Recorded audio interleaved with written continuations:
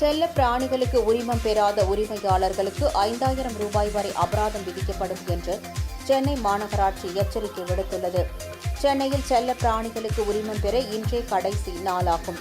இதனைத் தொடர்ந்து நாளை முதல் வீடு வீடாக ஆய்வு செய்து உரிமம் பெறாத செல்ல பிராணிகளின் உரிமையாளர்களுக்கு 5,000 ரூபாய் வரை அபராதம் விதிக்கப்படும் என மாநகராட்சி எச்சரிக்கை விடுத்துள்ளது. சென்னை மாநகராட்சியில் 98,523 செல்லப்பிராணிகள் விவரங்கள் தற்போது பதிவு செய்யப்பட்டிருந்தாலும் தற்போது வரை 56,378 செல்ல பிராணிகளுக்கு மட்டுமே உரிமம் பெறப்பட்டுள்ளன.